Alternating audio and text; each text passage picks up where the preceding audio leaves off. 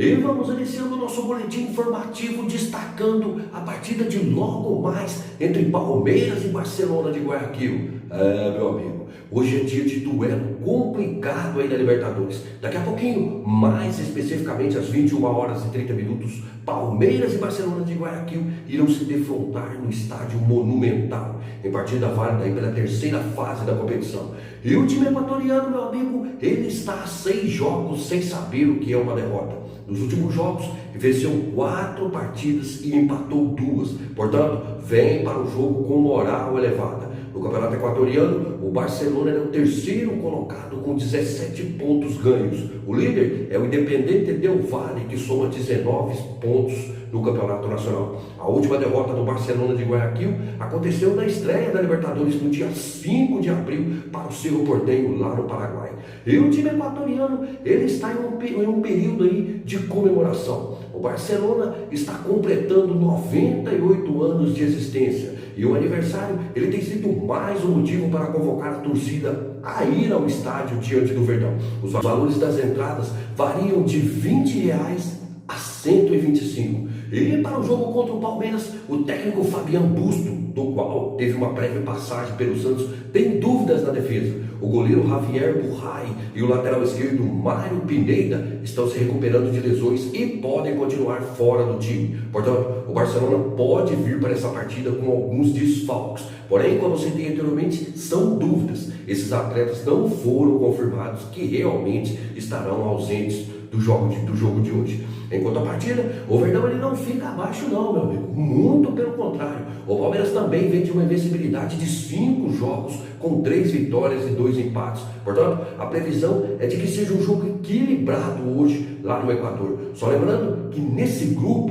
do qual é o grupo C aí da competição, todas as 4 equipes somam 3 pontos. O Palmeiras, porém, é o último colocado, devido ser a única equipe desse grupo que tem saldo negativo de gol. Portanto, jogo decisivo hoje lá em Guayaquil. Inclusive, o líder desse grupo é justamente o Barcelona, que soma os mesmos 3 pontos dos demais, porém tem o melhor saldo de gols. E na tarde de ontem, o elenco palmeirense ele finalizou a preparação para essa partida. E a única atividade em solo equatoriano, ela foi no estádio do Emelec, do qual é rival do Barcelona. E Abel Ferreira tem a oportunidade de repetir a escalação do Palmeiras, algo que não consegue fazer desde o mata-mata do Paulistão, quando manteve os titulares nos jogos contra o Ituano e o São Bernardo. Uma novidade em relação aos 2 primeiros jogos da competição sul-americana será o 4º zagueiro Murilo, que cumpriu suspensão contra o Bolívar e Cerro Porteño e está à disposição da comissão técnica. Com isso, Abel pode levar a campo a seguinte escalação para enfrentar o Barcelona de Guayaquil hoje. O Everton, Mike, Gustavo Gomes, Murilo e Piquerez. O meio-campo Zé Rafael, Gabriel Menino e Rafael Veiga. E lá no ataque, Arthur, Dudu e Rony. O lateral direito Marcos Rocha com uma lesão na coxa esquerda e Bruno Tabata em fase de transição física não viajaram. A Tuesta continua em recuperação de cirurgia no joelho. E agora uma nota sobre a Copa do Brasil. Ontem à tarde foi realizado o sorteio, da qual definiu os confrontos das oitavas de finais da competição. E como já esperado, meu amigo, os jogos dessa fase irão proporcionar muitas emoções. Terão grandes clássicos à vista. O Palmeiras terá pela frente um confronto complicado.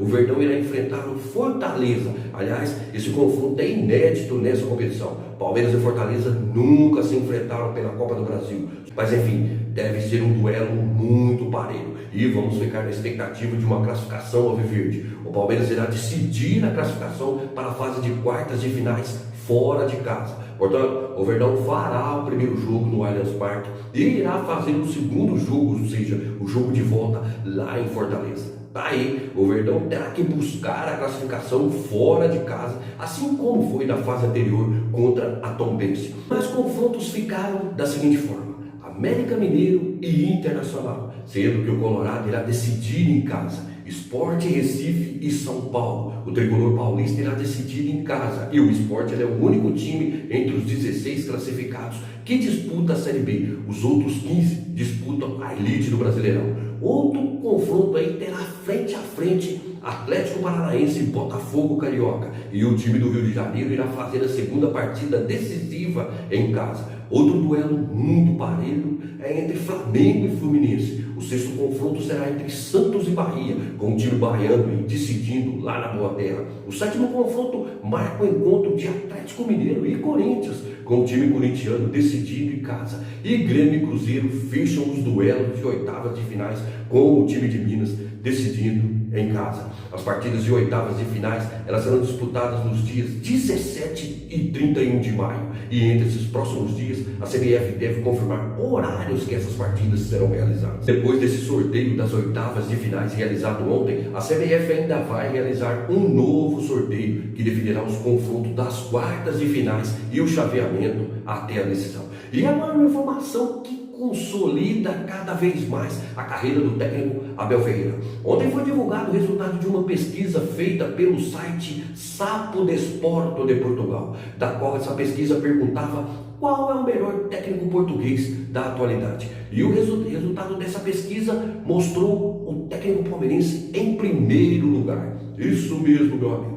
Abel Ferreira venceu a eleição com 22,26% dos votos, seguido aí por Sérgio Conceição do Porto com 20,89% e Rubem Amorim do Sport com 20,82%. Foram 11.805 votos computados. José Mourinho, atualmente treinador aí da Roma da Itália, ficou com 19,14% da preferência. Destaque negativo aí da eleição foi Jorge Jesus, ex-Flamengo, que comanda hoje o Fenerbahçe da Turquia.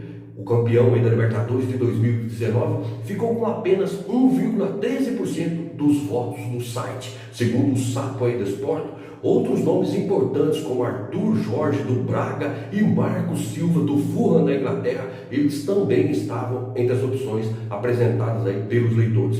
Portanto, Abel Ferreira chegando ao topo de melhor técnico português da atualidade, desbancando aí nomes consagrados como José Mourinho, Jorge Jesus. Ou seja, Abel está com a bola toda, meu amigo, e com todo o merecimento. E após essa informação que mostra o crescimento e a credibilidade profissional que o técnico palmeirense atingiu até o momento aí na sua carreira, porém, meu amigo, nem tudo são flores, não. Existe um outro lado da moeda, onde podemos resumir de uma forma bem clara com um velho ditado: o sucesso, ele incomoda. E incomoda mesmo, meu amigo. O sucesso de Abel Ferreira hoje incomoda muito jornalista. E isso não é criação minha, não. São fatos. E eu vou te provar agora.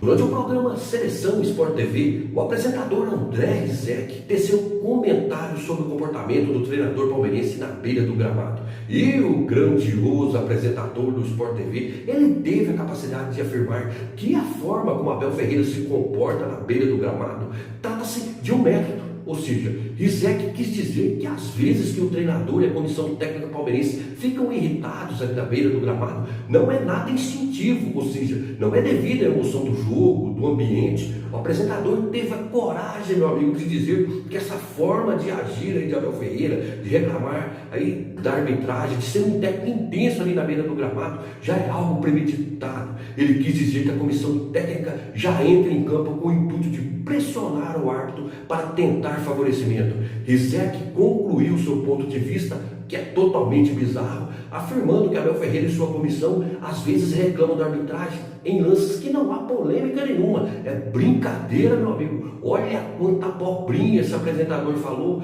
Isso de uma forma, esse André Rizek, ele tem que respeitar as emoções de um campeão e não ficar trazendo aí hipóteses bizarras, afirmando que a comissão técnica palmeirense já entra em campo com o intuito de tumultuar o jogo e a arbitragem. Esse Rizek, ele é um brincalhão, para não dizer outra coisa, hein? Mas como eu disse, meu amigo, o sucesso ele incomoda. E o sucesso aí de Abel Ferreira está deixando aí os antes totalmente insanos, a ponto de dizer barbáries aí como essa. Para você, um abraço. Até mais.